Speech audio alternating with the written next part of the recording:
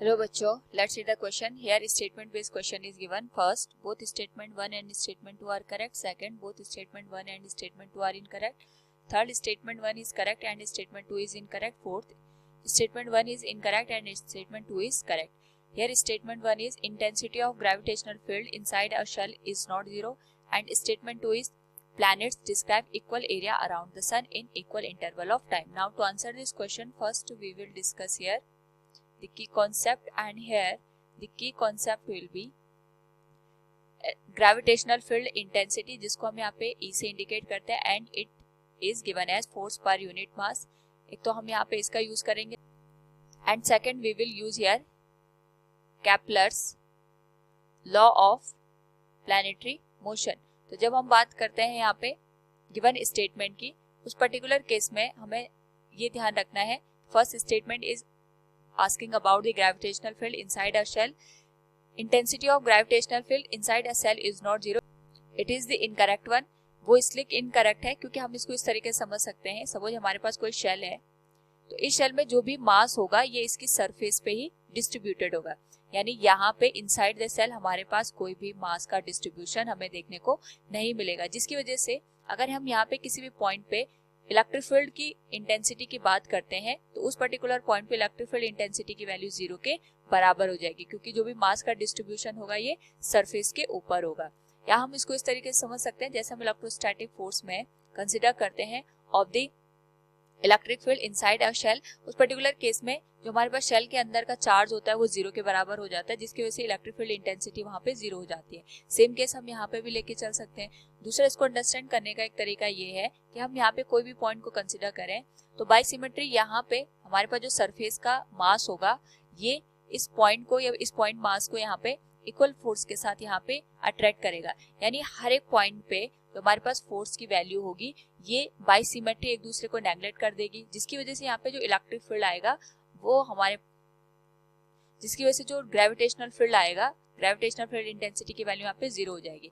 अगर हम यहाँ पे इस पॉइंट मास को कंसिडर कर रहे हैं, इस वाले जो पोर्शन है इससे ये ज्यादा डिस्टेंस पे है, लेकिन यहाँ पे मास का डिस्ट्रीब्यूशन भी ज्यादा है, जिसकी वजह से जो हमारे पास यहाँ पे अदर साइड का मास है उसकी वजह से जो फील्ड इंटेंसिटी आएगी वो एक दूसरे को यहाँ पे नेग्लेक्ट कर देगी. अगर हम हर पॉइंट पे भी कंसिडर करें तो यहाँ पे अगर हम फील्ड इंटेंसिटी की बात करते हैं तो हर एक फील्ड इंटेंसिटी के लिए यहाँ पे कोई ना कोई ऐसा कंपोनेंट एग्जिस्ट करेगा जिसकी वजह से यहाँ पे जो नेट फील्ड इंटेंसिटी की वैल्यू होगी that will be equal to zero. तो हमें ये ध्यान रखना है कि intensity of gravitational field inside of shell is not zero, it is incorrect one. ये हमारे पास यहाँ पे जीरो के बराबर होता है.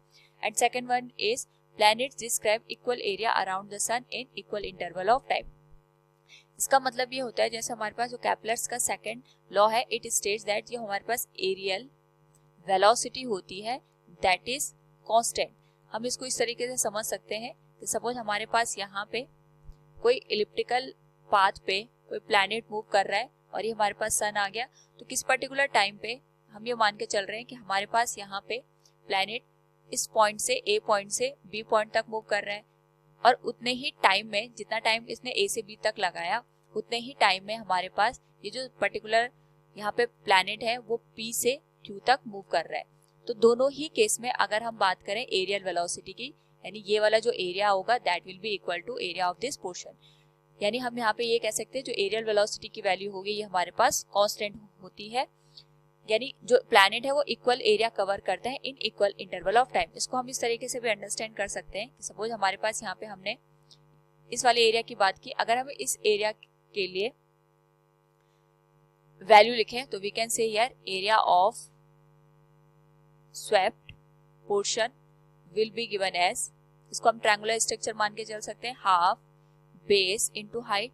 बेस यहाँ पे आएगा, this will be act as a base, यानी जो आर्क बन रहा है पी से क्यू ये हमारे बेस का काम करेगा.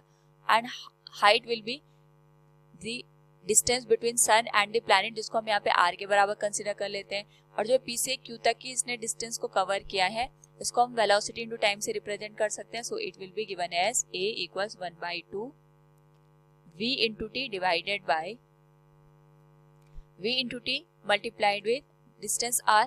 नाउ अगर हम यहाँ पे दोनों साइड का डिफरेंशिएशन कर दे with respect to time, this will give us the areal velocity, it will be dA divided by dt, and it will be given as 1/2 VT into R D divided by D T. इसका अगर हम यहाँ पे differentiation कर दें तो ये हमारे पास वैल्यू आ जाएगी 1/2 इंटू वी इंटू आर के बराबर।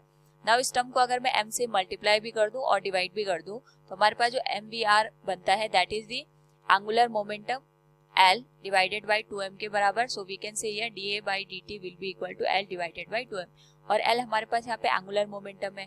वी नो दैट यहाँ पे कोई भी एक्सटर्नल फोर्स काम नहीं कर रहा है, जिसकी वजह से जो एंगुलर मोमेंटम बनेगा ये कांस्टेंट बनेगा और साथ में हमारे पास यहाँ पे जो मास है ये भी कांस्टेंट वैल्यू को रिप्रेजेंट करता है। तो हम कह सकते हैं dA बाई dt यानी एरियल वेलोसिटी की वैल्यू यहाँ पे कांस्टेंट के बराबर है। इसको हम इस तरीके से भी अंडरस्टैंड कर सकते हैं कि अगर यहाँ पे हमारे पास जो सन और प्लैनेट है इसके बीच की डिस्टेंस कम है तो इस पर्टिकुलर टाइम में A से B तक का जो पाथ बनेगा ये हमारे पास यहाँ पे ज्यादा बनेगा as compare to the P and Q। लेकिन यहाँ पे हमारे पास जो डिस्टेंस है सन और प्लैनेट के बीच की वो बढ़ गई है, जिस वजह से यहाँ पे जो टोटल एरिया रहेगा वो इक्वल इंटरवल ऑफ टाइम के लिए सेम रहेगा। So from the given question हमारे पास जो स्टेटमेंट 2 है it is correct one. So from the given option we can say here statement 1 is incorrect and statement 2 is correct. Option 4 will be the right answer. Hope all you understood it. Thank you and best of luck.